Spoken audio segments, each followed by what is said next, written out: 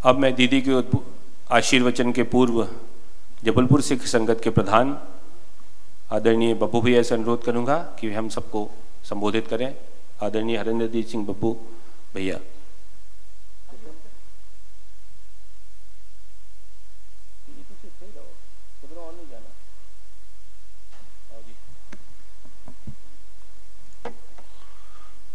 वाहिगुरु जी का खालसा, वाहिगुरु जी की फतेह।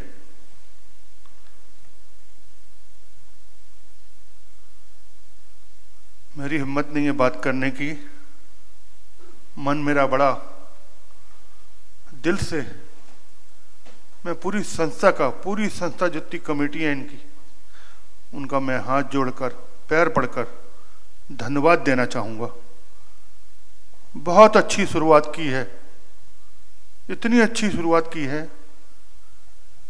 मैं हिंदी बोल रहा हूँ, पंजाबी बोल सकता था, लेकिन सारे लोग हैं। अरे लोग अपने लिए तो मर जाते हैं, जब कोई दूसरों के लिए मरे उसे मरना खाता। दुनिया अपने लिए जी लेती है, अपने परिवार के लिए जी लेती है, जब दूसरे के लिए जिए उसे जीना कहा जाता है। इस समय भारतवर्ष में मैं उस दिन सुन रहा था, मैं सबसे पहले सभी संतों को पैर पड़ के आशीर्वाद लेना चाहता हूं। मैंने सोचा भी नहीं था, मुझे बताया भी नहीं गया कि मंच में आपको बोलना पड़ेगा। मैं तो सेवा में लगा था। मन में बड़ी खुशी थी, इतनी खुशी थी कि एक बड़ा प्रोग्राम पूरी कमेटियों ने, संदीप जी आए, सब आए, बेचारे जाटव जी विधायक हैं और प्रदेश के अध्यक्ष हैं। मेरी बात हुई तो बोले नहीं मैं जरूर रहूँगा। और ये कोई राजनीतिक मंच नहीं, ये पूरे शहर के सामाजिक पंथ है। मैं पूरी संस्थाओं को बहुत निवेदन करना चाहूँगा। मैं अभी सुन रहा था, अभी सुनने को मिला, जब औरंगजेब ने कसम खाई कि मैं सवा मन जनेऊ उतार के रोटी खाऊंगा, तब कश्मीर के ब्राह्मणों ने बहुत बड़ी तपस्या करी। इतनी तपस्या करी तब उन्हें फिर भविष्यवाणी हुई किसी महापुरुष का बलि होगा तभी ये रुकेगा, नहीं तो नहीं रुकेगा। एक से एक संत थे उस दुनिया में, ना साइकिल होती थी ना कुछ। तब जम्मू कश्मीर से चलकर आए महाराज जी के पास। महाराज जी ने कहा गुरु तेग बहादुर जी ने पहले लंगर खिलाओ। लंगर खाने के बाद उन्होंने बातचीत हुई। बोले औरंगजेब को जाके बोलो अगर गुरु तेग बहादुर जी मुसलमान बन जाएंगे तो हम पूरे भारतवर्ष के सब लोग मुसलमान बन जाएंगे।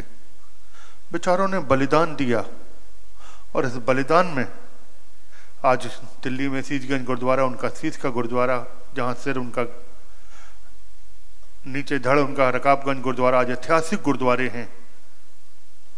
मैं बहुत ज़्यादा तो नहीं बोल पाऊंगा, लेकिन इतना कहूँगा ऐसी मीटिंगें पूरे हिंदुस्तान में होनी चाहिए। मैं सिख समाज के बहुत वरिष्ठ लोग बैठे हैं, रूपरा साहब बैठे हैं, गुरजीत पाजी बैठे हैं, बड़ाताल के प्रधान साहब बैठे हैं, सभी लोग बैठे हैं। इसकी शुरुआत की जाए। गजेंद्र सिंह बांगा जी बैठे हैं, आधार ताल के प्रधान साहब भी बैठे हैं, मंजीत सिंह गुरुमिशन वाले बैठे हैं, गोरखपुर के प्रधान छावड़ा साहब बैठे हैं, सभी लोग बैठे हैं।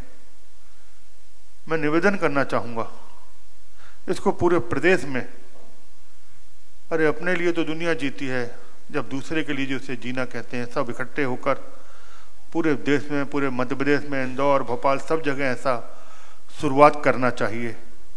और ये संस्थाएं कह भी रही हैं सारी कि भोपाल बोलेंगे भोपाल चलेंगे, इंदौर बोलेंगे इंदौर चलेंगे, वहाँ हम सब लोगों को इकट्ठा करेंगे। यहाँ जातिवाद का नहीं है कि ये हिंदू है या सिख है। मेरा निवेदन है, अभी बहुत बड़े गुड़ियानी बैठे हैं, अभी आपके बीच मुद्दा रखेंगे, पूरी बात अच्छे से रखेंगे। और आपने जो प्रोग्राम बनाया इसके लिए मैं बहुत बहुत धन्यवाद देता हूँ।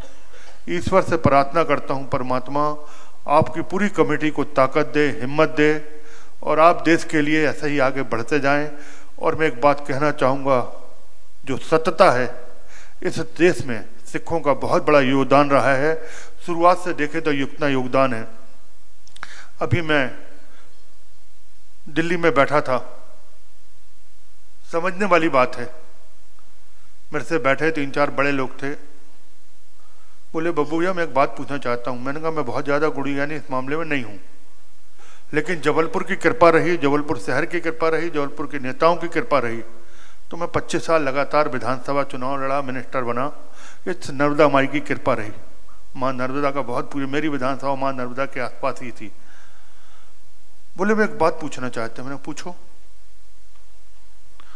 बोले जब 5 प्यारे बने थे, मैंने उस समय तक सिख कोई नहीं था, तो बोले बूटा सिंह जी देश के गृह मंत्री रहे, गवर्नर। मैंने कहा हाँ।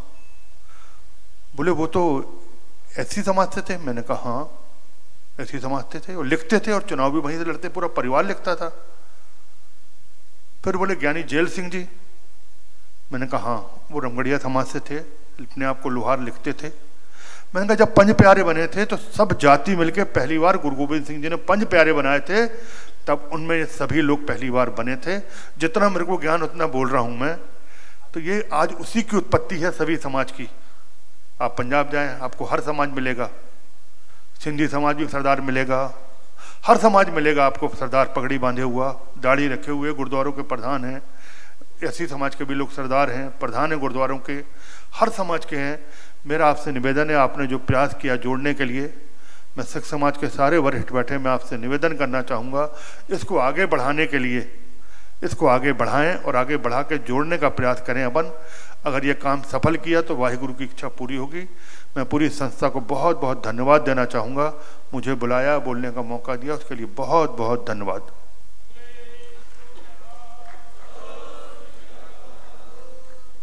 सोनियाल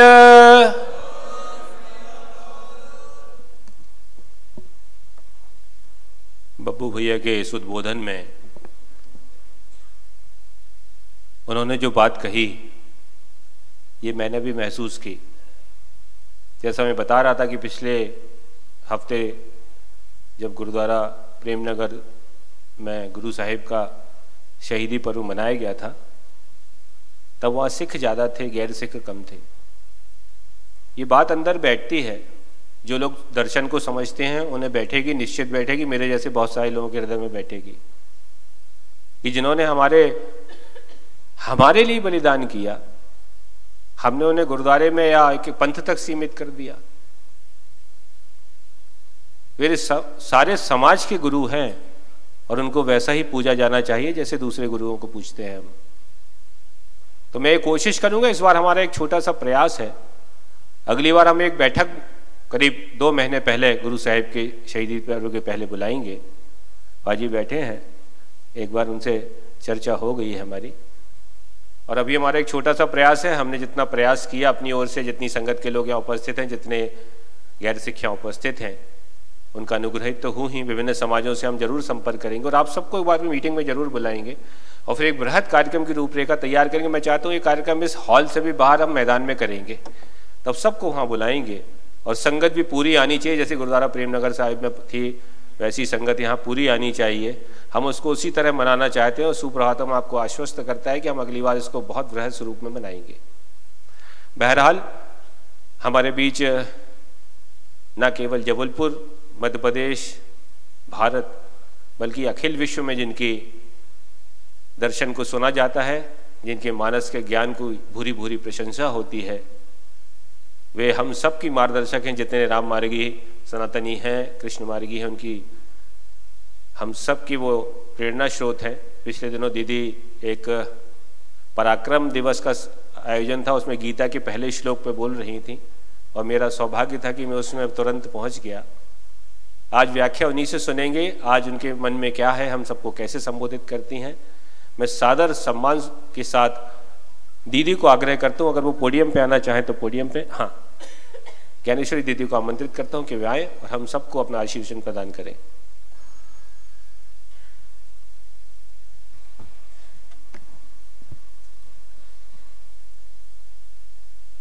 ओम अखंड मंडलाकारं व्याप्तं येन चराचरं तत्पदं दर्शितं येन तस्मै श्री गुरुवे नमः।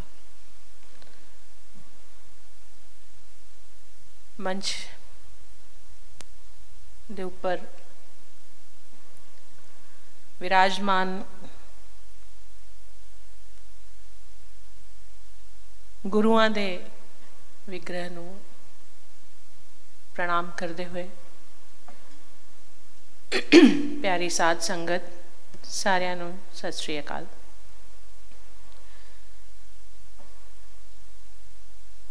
बोलने को मैं पंजाबी में भी बोल सकती हूँ क्योंकि मैं तो खुद पंजाब से हूँ, लेकिन ज़्यादा लोग हिंदी समझने वाले हैं। आज हम लोग एक ऐसे अवसर पर उपस्थित हुए हैं जिसे याद करने पर कोई भी संवेदनशील व्यक्ति अगर वो होगा तो वो सिहर उठेगा। अभी बब्बू भैया बता रहे थे कि किस प्रकार से गुरुओं ने कर कुर्बानियां दी। उससे पहले मैं ये जिक्र ज़रूर करना चाहूँगी कि मैं भी एक ऐसे परिवार से हूँ जिसने सिख परंपरा को अपने जीवन में पूरी तरह से अपनाया, जहाँ हमारे दादाजी हिंदू परिवार के थे और हमारी दादी सिख परिवार की थी।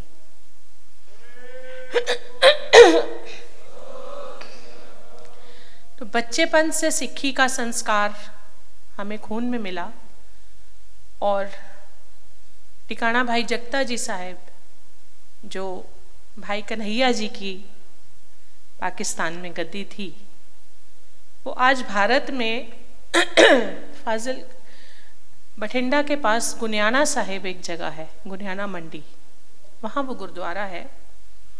और जो लोग उस घटना के बारे में नहीं जानते उनको मैं बताना चाहूँगी कि क्या सेवा का संस्कार हमें अपने गुरुओं से मिला है। जब गुरु गोबिंद सिंह जी की फौजें मुगलों से लड़ रही थी तो भाई कन्हैया जी उनके बड़े प्रिय भक्त थे। अपने सभी शिष्यों को उन्होंने जो सेवाएं दी थी, भाई कन्हैया जी को सेवा मिली थी मश्क से पानी पिलाने की। जब वो घायल सैनिक जो होते थे उनको पानी पिलाते थे तो किसी और ने आकर गुरुजी से कहा कि गुरुजी, ये कन्हैया जो हैं ये मुसलमानों को भी पानी पिलाते हैं। तो गुरुजी ने, गुरु गोबिंद सिंह जी ने उनको बुलाया और पूछा कि क्या सही में ऐसा है। तो उन्होंने कहा कि गुरुजी, मैं तो जब पानी पिलाने जाता हूँ किसी घायल सैनिक को, मुझे ये समझ में नहीं आता कि वो हिंदू है या मुसलमान है, मुझे उसमें आपका रूप दिखाई देता है।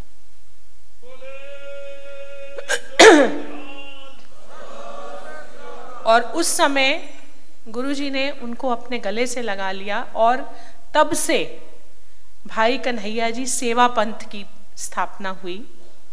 और उसी सेवा पंथ के फॉलोअर जो थे भाई तीरथ सिंह जी, उनकी शिष्या हमारी दादी थी, उनको फॉलो करने वाली थी। तो एक ऐसे परिवार से सेवा का संस्कार मिला।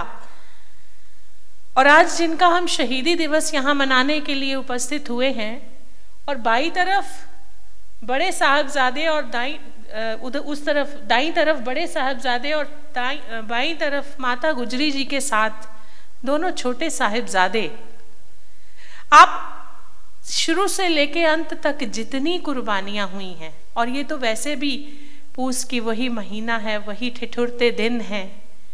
आप में से कितने लोग हैं जो कभी फतेहगढ़ साहिब गए हैं? जरा हाथ खड़ा करके बताएं मेरे को। बहुत कम लोग हैं। मैं आप लोगों से रिक्वेस्ट करती हूं कि आप सब लोग कभी जाएं तो नहीं, स्पेशल कभी फतेहगढ़ साहिब गुरुद्वारा जाएं। उस गुरुद्वारे में वो जहां गुरु ग्रंथ साहिब जी का प्रकाश है, उस दीवार को छूकर उस सिहरन को महसूस करने की कोशिश करें। हम लोग शब्द सुनते हैं ना, वाटा लम्हियां ते रस्ता पहाड़ दा, तुरे जांदे गुरां दे लाल जी, सरसा नदी ते विछोड़ा पै गया, उस वेले दा सुन लो हाल जी। आप लोग YouTube पे सभी सुनिएगा कभी उसको। आंसू रुकते नहीं हैं आंखों से जब हम उस समय का वो हाल सुनते हैं। और डॉक्टर साहब मेरे साथ, गुमाश्ता जी, एक बार हम लोग गए थे पंजाब, तो मैंने कहा डॉक्टर साहब मैं चाहती हूँ कि आपको उस जगह के दर्शन कराओ।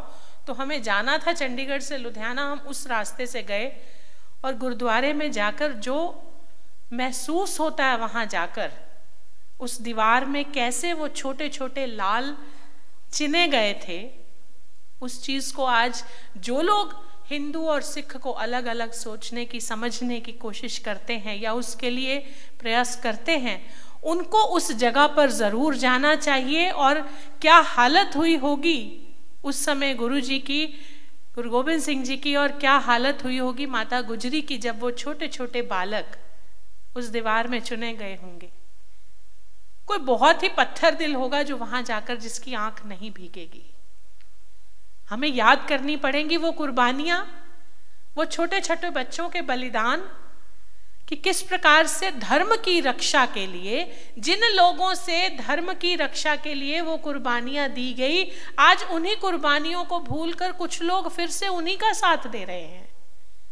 हम अपने गुरुओं की कुर्बानी को ना भूलें, हम उन्होंने छोटे छोटे अपने जिगर के टुकड़ों की जो कुर्बानी दी है उसको ना भूलें, उसको याद रखें और पुनः संगठित हो, एक होकर भाई कन्हैया जी की बात को, उसको हम याद रखें कि सेवा पंथ किस कारण से शुरू किया गया था।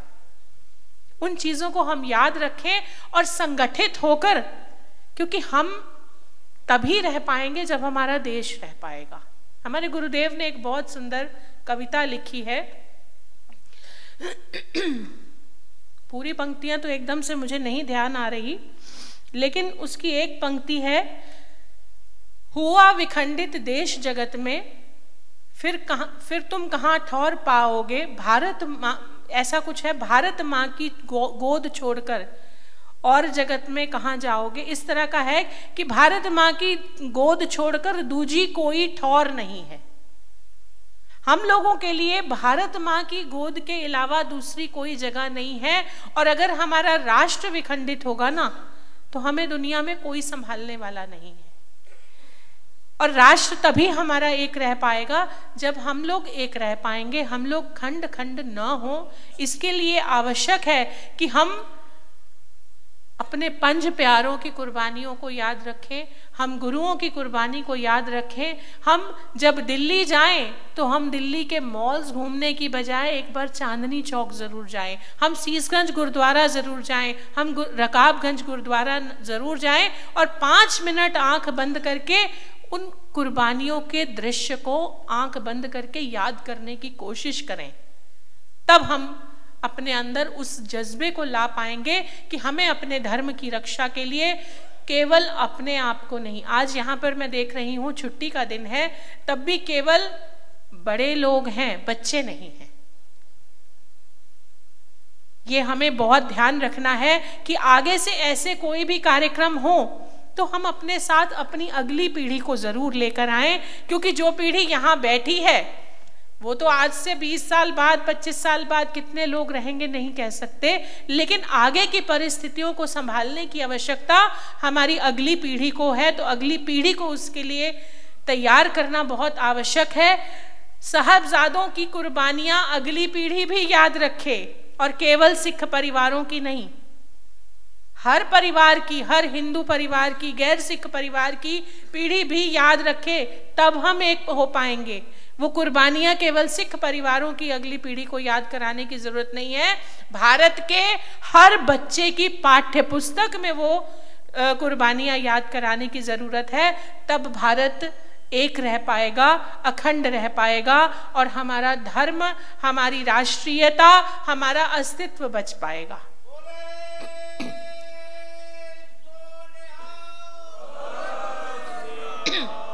इसलिए सबसे मेरा निवेदन है कि हम स्वयं तो जागृत हों, पर अपनी अगली पीढ़ी को भी जागृत करें। अधिक ना कहते हुए इस आयोजन के लिए सभी आयोजकों को मैं बार बार दिल से धन्यवाद देती हूं, क्योंकि ये पीड़ा हमारे अंदर की भी है। इसलिए आप सब के प्रति अनंत मंगल कामनाएं करती हूँ। गुरु साहब के चरणों में भी प्रार्थना करती हूँ कि आपको और अधिक शक्ति दें, सामर्थ्य दें कि हम इस कार्य में सशक्त होकर आगे बढ़ सके और पूरे समाज को, पूरे भारतवर्ष के हर व्यक्ति को सशक्त करके, हर व्यक्ति को एक करके, संगठित करके हम अपने गुरुजनों के बताए हुए रास्ते पर चल सकें और उनके प्रारंभ किए हुए कार्य को पूरा भी कर सकें। हरिओम।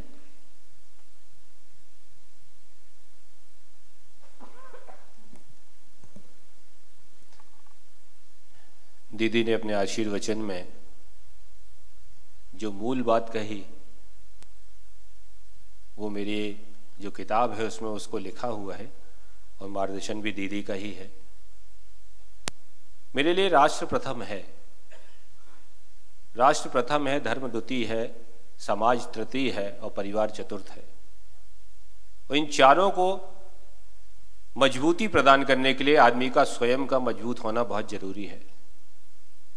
जब तक व्यक्ति स्वयं मजबूत नहीं होगा तो परिवार मजबूत नहीं होगा, परिवार मजबूत नहीं होगा तो समाज मजबूत नहीं होगा, समाज मजबूत नहीं होगा तो धर्म मजबूत नहीं होगा और धर्म मजबूत नहीं होगा तो राष्ट्र मजबूत नहीं होगा। अब इसको उल्टी तरह से भी सोचिए, अगर राष्ट्र की बात आए तो चारों को छोड़ दीजिए, धर्म की बात आए तो तीनों को छोड़ दीजिए, समाज की बात आए तो दोनों को छोड़ दीजिए और परिवार की बात आए तो स्वयं को छोड़ दीजिए। सामाजिक समरसता की शुरुआत ही पारिवारिक समरसता से होती है।